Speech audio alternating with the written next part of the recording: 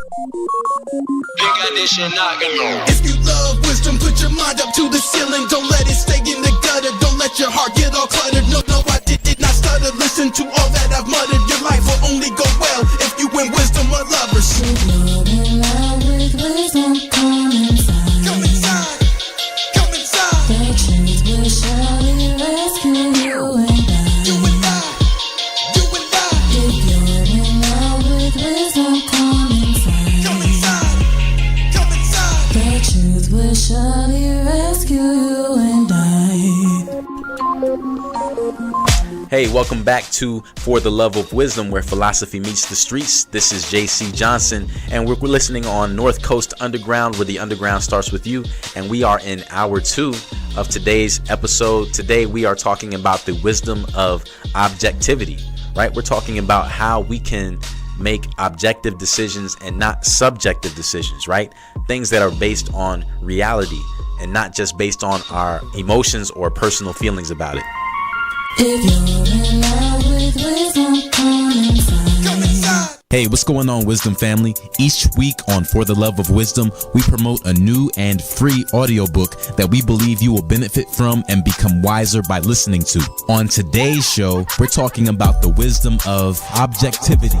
And so, the recommended book for this week is The Art of Critical Decision Making by Professor Michael A. Roberto. This book is about how you can make effective decisions so that you can make awesome life choices, both personally and in business. To download this free book today, just visit audibletrial.com/lovewisdom. audibletrial.com/lovewisdom. All right, we are back. Thank you for tuning in. This is For the Love of Wisdom, where philosophy meets the streets on North Coast Underground, where the underground starts with you. All right, so today we are talking about the wisdom of objectivity. So we had a lot of information that we looked at in the first hour, and if you missed it, don't worry about it.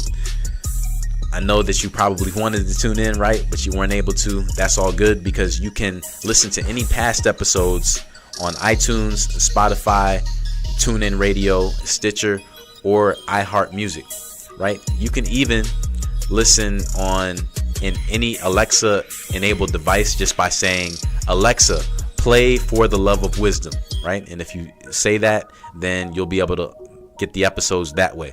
So there's plenty of ways that you can hear a past episode. So right now we're just continuing the topic of objectivity. And before the break, we were looking at an article that was written on a website called All About Philosophy, and they're talking about absolute truth and some of the important things that we can glean just from understanding the importance of absolute truth in the society that we live in today, because we do live in a postmodern society, meaning that we live in a time period where people are believing in relativism more than absolute truth. That's not everybody, but that is a lot of people who do believe that. And so we were looking at some of the differences between relativism and absolutism, or absolute truth, right? So one thing that we looked at here was from a humanist, John Dewey, and he said, there is no God, there is no soul. Hence, there are no needs for the props of traditional religion, right? And so we looked at how he even went on to say there's no room for fixed natural law or moral absolutes, right? So he basically is saying that there is no such thing as right and wrong. There's no such thing as good and evil. There's no such thing as truth. And I have to disagree with that, because as much as a person may not want to admit it, all of us believe that there is truth. Okay? So if a man sees that somebody is violating his daughter in some way, right? He's not going to say, well, hey, if that person believes that that's right, I'm just going to go ahead and let him do that, because who am I to judge, right? That's his truth. I have my own truth. No, that's not how it works. So when faced with difficult life circumstances, all of us demonstrate our belief in truth, whether we want to admit it or not. So, and I think that this article actually touches on some pretty good information here, and it says that to say that something that absolute truth doesn't exist, it really makes no sense. Because look at this. He says, just looking at the statement of absolute truth, right? There are people who will say there are no absolutes. And what's interesting about a statement like there are no absolutes, what's interesting about that kind of statement is, according to this author, the statement is logically contradictory, right? So if the statement is true, so if they want people to believe that there are no absolutes, then what they want people to believe basically is that that statement is true. So he says that in fact is an absolute statement. So by saying there are absolutely no absolutes, this person is basically saying that there is an absolute. Or how about this? Someone says truth is relative. Okay? If a statement is relative, it is not always true. So when a person says truth is relative, if they're saying that, then what they're saying is that I should believe that sometimes truth is not relative and sometimes truth is, right? But you know, you can't have it both ways, right? How about this one? Who knows what the truth is, right? With a question mark. Who knows what the truth is, right? So a person may say that, but in the same sentence, the speaker wants the person who's listening to them to agree with what they're saying. And so the fact that they want that person to agree means that they want that person to acknowledge that what they're saying is true. So if they are saying that what they are saying is true, then they can't say that there is no truth.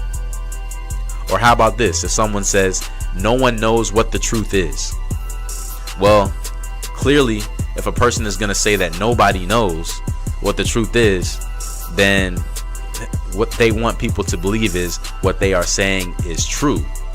And if that's the case, then all of these statements would be false. It doesn't make any sense. So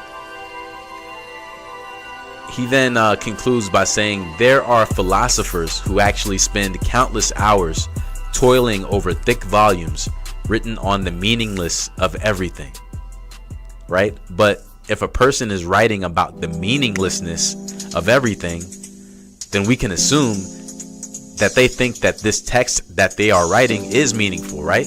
So that really just contradicts what they're saying. It makes no sense. So if they're trying to tell you nothing in life is meaningful, then why should I think that their book is meaningful? That doesn't make any sense, right? So it contradicts. But that's what we're talking about, you know, because ultimately, regardless of how you feel about it, whether you like it or not, there are objective truths that we can't escape. We can't get away from that. All right, so that brings us into the book of the week. If you heard earlier, I mentioned that this week, the book of the week is a book by... Well, actually, before we get into the book of the week, let's look into the 7 strategies for making objective decisions, because I think that this is a great segue into that. And this is an article from Inc.com. It's a business site, and this is written by Jason Demers, and he is the founder and CEO of Audience Bloom. All right, so, and before this article, I thought that this was really telling of this whole thing that we're talking about today. All right, so in the article, there's a picture of a boy sitting at a table, and on this table, you have a red velvet cupcake and you have a red delicious apple. Both of them are sitting on the table, and you see this boy is, well, I'm sure you know, this is a really hard decision for him, right? What is a child going to take? Are they going to take the cupcake, or are they going to take the apple? Yeah, not really a hard decision, right? So in the picture, you see that the young child is actually eyeing that red velvet cupcake because he already knows that's what he wants. Yes, the apple may be better for you, right? It may have more nutritional value, but in that moment, all he wants is something that he knows is going to satisfy his taste buds. He wants something that's going to be really sweet, and for him, that would be that apple, or no, that cupcake rather. Maybe it should be the apple, but most likely, a child is going to pick that cupcake, unless this child is wise beyond their years and they say, you know what? No, that's probably not very good for me. Maybe, for example, a child who's diabetic and they realize the implications of that, and they've been properly trained about how to take care of themselves. They may actually choose the apple in that circumstance, but most children would choose the cupcake 10 times out of 10. If you disagree, hey, hit me up on Twitter. Let me know what you think. Maybe your kids are different.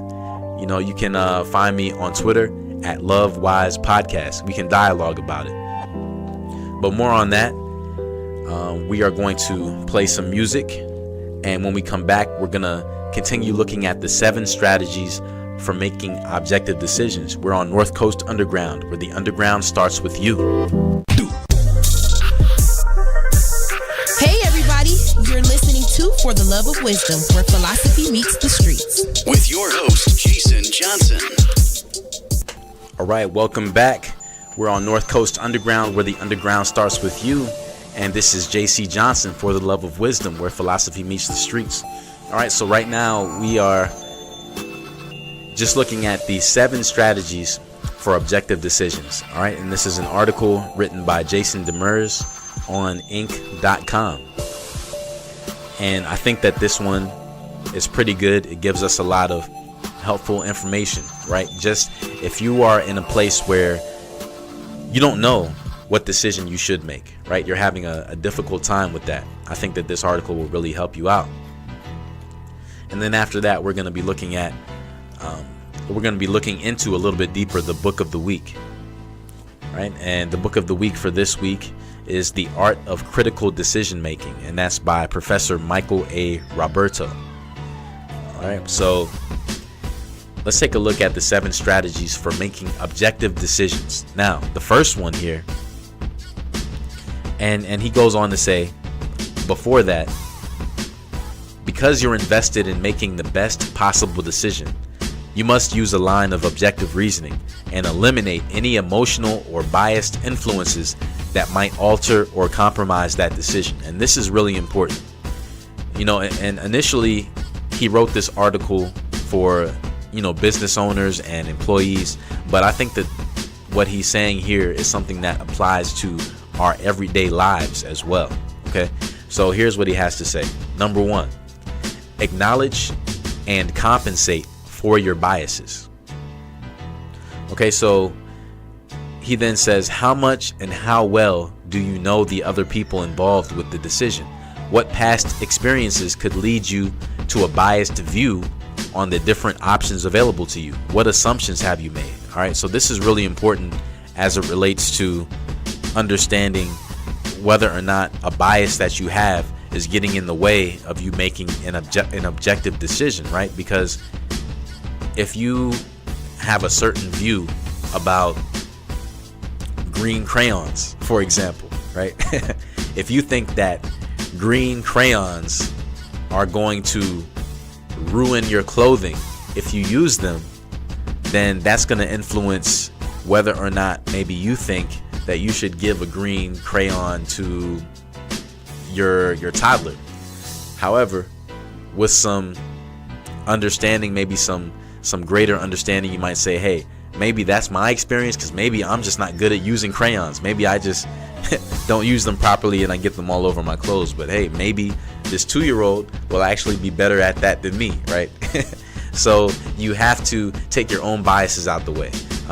Something maybe a little bit more serious, right? You see a guy walking down the street and immediately you're in your car and you lock the doors because you think that he's gonna maybe try to steal your car or rob you, right? you're making a decision based on a bias that you have, maybe based upon the way that this person is dressed, or because of the physical appearance of this person, maybe their facial structure, or maybe it's their race, their ethnicity. You might think that something may happen that may not happen. You know, maybe that person is just gonna walk past you and they didn't even see you sitting in your car, right? But you're not making objective decisions because you have your own personal biases in the way. So that's something that we have to get rid of in order to make good decisions. All right, so number 2 on his list, he says use pro and con lists, right? And this is good, you know, making a T chart, if you're familiar with that, basically where you put the pros on one side and the cons on the other side, and you kind of add them up and you see which one outweighs the other. Okay, so sometimes this can help you to think through all the positives and negatives of all your options, and it can help you to visualize the generally best choice. So that's something that is important. That's something that can be very helpful if you have a hard time making a decision, or you don't know, am I being objective right now or am I being subjective? This is a way that you can figure that out. Or I think that this one is great. Number 3 on his list is imagine counseling a friend. Okay, this one I think is good. So he says, imagine your friend telling you the problem using only the most important information, and think about what you might say in return. See, if we look at it from that perspective, because oftentimes we will give advice to somebody, right? Like if a friend of yours says, man, I don't know what's going on. It just seems like every time I don't set my alarm, I wake up late. I don't know why. I don't know why this keeps happening. You're going to tell your friend, well, hey, I think that the solution is you need to start setting your alarm so that your alarm will wake you up and you won't be late, right? It's easy to tell somebody else something like that. But sometimes for ourselves, when it comes to applying our own advice, maybe we don't do it for whatever reason. So what he's saying here is the best way to make a decision for yourself is to think about what you would tell somebody else, because most likely what you would tell somebody else is something that you should be telling yourself as well. All right, number 4 on his list, he says strip down your deciding factors. Okay, so strip down your deciding factors, and he says this strategy is useful when your decision is particularly difficult. Eliminate any factor that isn't one of your primary considerations and look at what remains. It's far easier to make an objective decision based on 3 pieces of information than it is based on 100 pieces of information. And that's really true, right? Sometimes we just need to narrow it down. We need to, if we have 30 different decisions that we could possibly make, we need to at least narrow it down to 3 or 4, right? So that we can make it a little bit more manageable, because it can be overwhelming to think about all the things you could do. Like if you were to go into a Baskin Robbins and you see the 30 plus flavors, you say, well, should it be this one or this one or this one or this one or this one or this one, right? After a while you say, you know what, let me just think about what my top 3 favorites are based on what they have to offer, and let me make my decision from that. That's a lot easier than trying to decide out of 30 plus flavors. And then number 5 on here, he says experiment by reversing your line of thinking. All right, so he says during the decision making process, you're going to make assumptions. It's both natural and unpreventable. That doesn't mean that you can't tinker with those assumptions in order to get a fuller, more objective view of the situation. So what he's saying here is maybe kind of play devil's advocate with yourself. So if you're saying, okay, I think that this is what I want to do, but let me start thinking about it from the opposite perspective. What if I were to do the other thing? How does that play out? What would be the end result? He's saying that may help you to make an objective decision. Number 6 on his list, he says create a scoring system. Once you've taken everything into consideration, one decision will be objectively worth more than the other, right? So, hey, I mean, think about it. If you are trying to decide on something, right, and you think about the repercussions of not choosing the right thing, what would be the cost? how much would it cost you, or how much would it save you, right, if you make the right decision as opposed to the wrong decision. And then number 7, he says, ultimately, at the end of the day, number 7, make a decision and live with it. And sometimes that's easier said than done, right?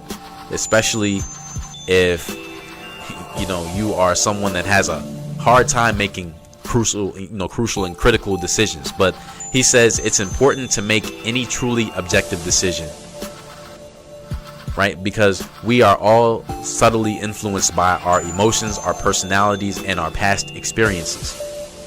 No matter how hard we try to isolate the objective details, right? It can be hard for anyone. But he says still, using these strategies to make your decisions more objective is a worthwhile endeavor.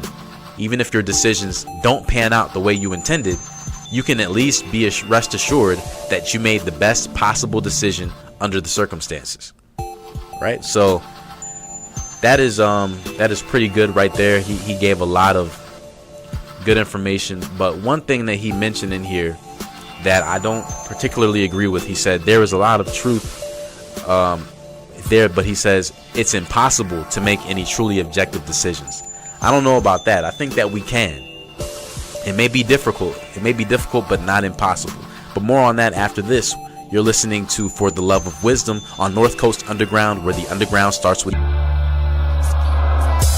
Hey, what's up? It's your girl Queen Z from the Queen Z Show, and you are listening to For the Love of Wisdom.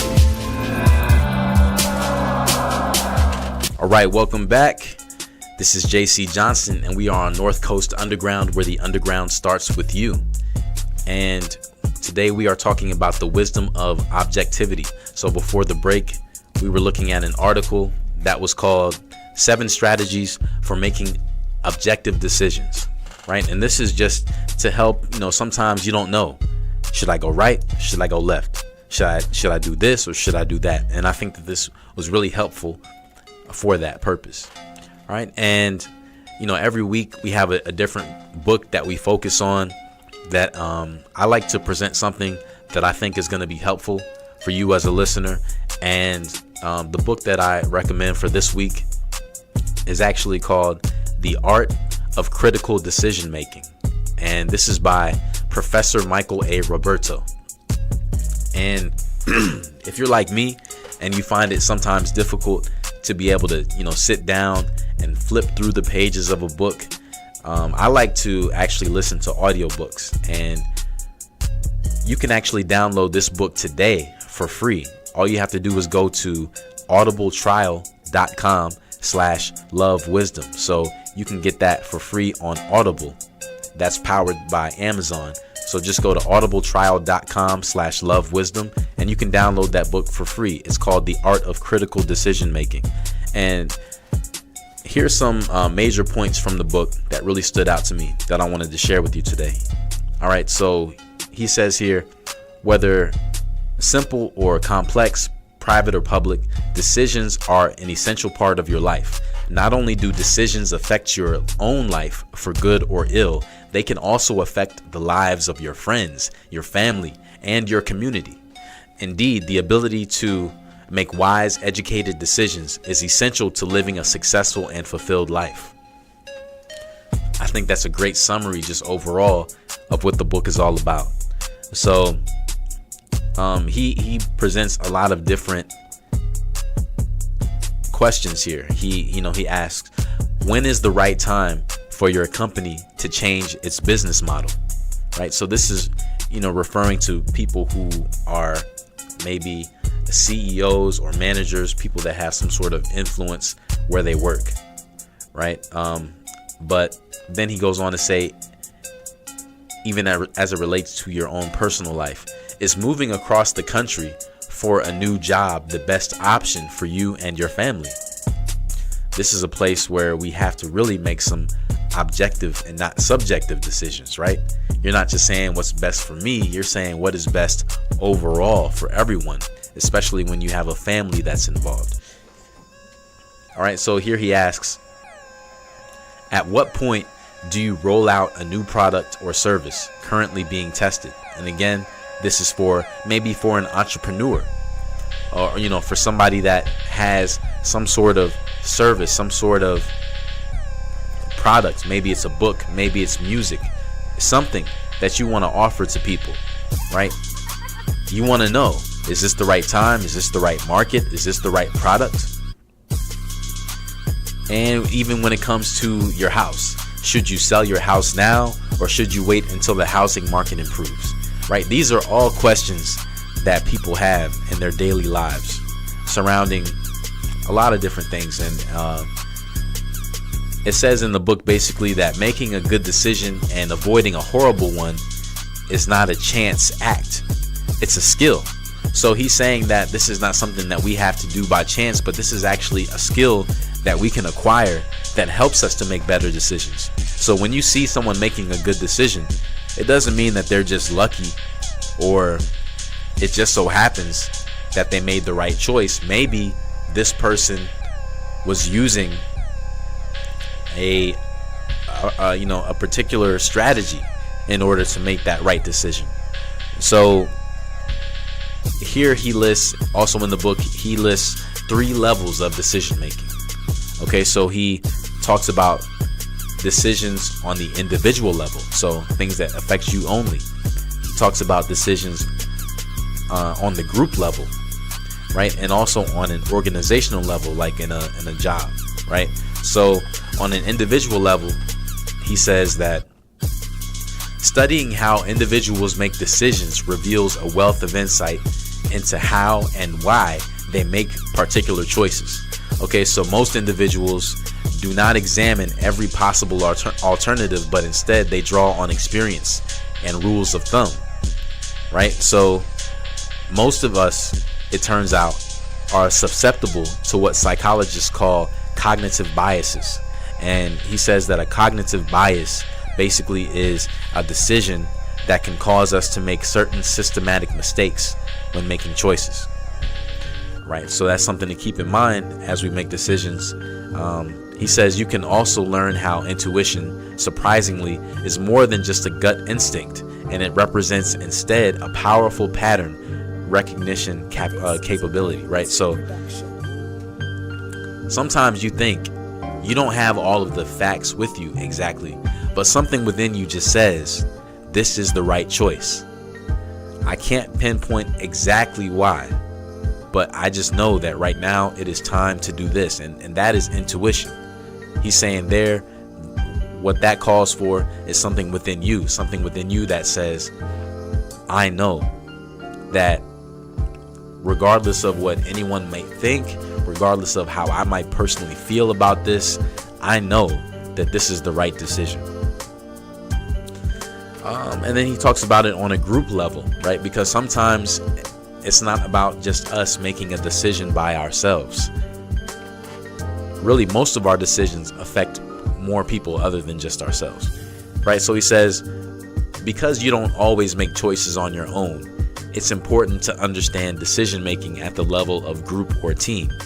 So here you try to answer the question of whether groups are smarter than just a person as an individual. And there are some societies that believe that it is best to make group decisions, right? So in America, in North America, in the United States, we are very individualistic in our thinking. And a lot of the decisions that we make oftentimes are based on what we want, what we think, how we feel, right? But there are certain cultures where it is more of a group decision whenever a decision is made. It's to say, hey, what do we want to eat today? Or do we think that Charles should go to college or stay at home on the farm to help, right? They make decisions collectively. They make decisions together. And that's something that we spoke about on a past episode, how there are differences when it comes to that, right? And depending on where you live or how you grew up, you may be used to making decisions one way or the other, maybe as a group or by yourself.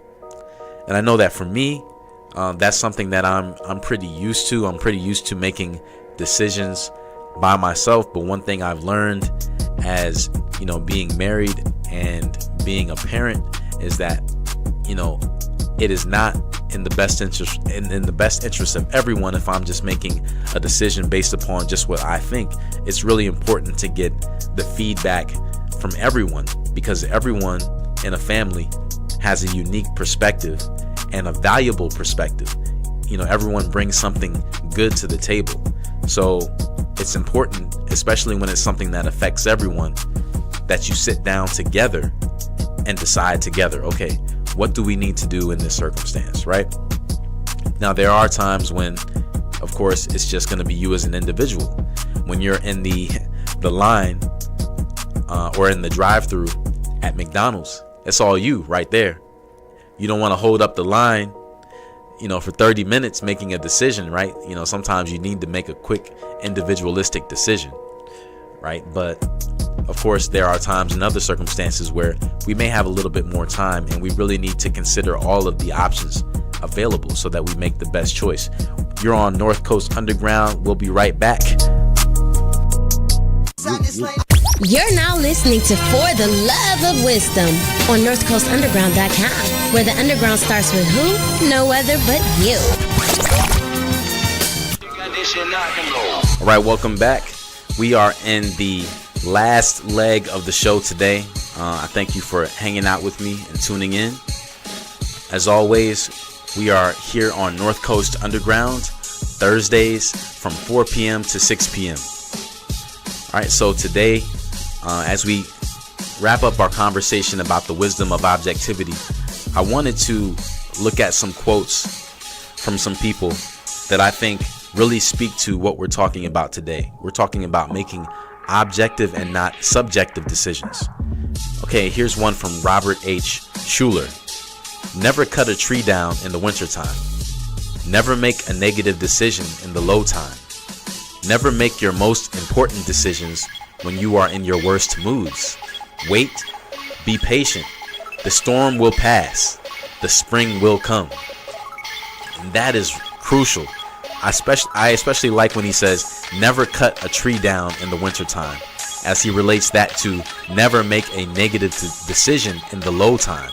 That's so true, because you may be, down today because of something that happened, but if you make a decision based upon that, you may regret it tomorrow when you're not feeling so down, right? Here's one from Roy E. Disney. It's not hard to make decisions when you know what your values are. That's a good one right there too. Here's another one. A wise man makes his own decisions. An ignorant man follows the public opinion. And that's from Grantland Rice. That's something we don't want to do. We don't want to just do what everyone else is doing, right? We don't want to be bandwagon riders. We want to be our own people, right? We want to be able to make decisions that are good regardless of what everyone else is doing. Here's one from Mike Rounds. We can do things the cheap way, the simple way, for the short term and without regard for the future. Or we can make the extra effort, do the hard work, absorb the criticism, and make decisions that will cause a better future. That's true. And here's one more from Andre Ward. It says, no disrespect, but I don't make decisions based on opinions. And that is great right there. He's saying, I don't want to be subjective. I want to be objective in my decision making, regardless of how I feel about it personally. Because that's what we're talking about today, really. So to conclude right here, I have some verses from the Bible that I think are applicable to what we're talking about today. As it relates to wisdom, I always like to look at what the Bible says, because I think that the Bible is the perfect source for wisdom. So here's what it says in James chapter 1, verse 5. It says, do any of you need wisdom? Ask God for it. He is generous and enjoys giving to everyone, so he will give you wisdom. And that right there is great. I mean, think about it. If you lack wisdom, God is saying that not only is he able to give it to you, but he enjoys giving it to you. He enjoys giving to everyone. And from the same book, in James chapter 3, verse 17, it says, but the wisdom that comes from God is like this. First, it is pure. It is also peaceful, gentle, and easy to please. This wisdom is always ready to help people who have trouble and to do good for others. This wisdom is always fair and honest.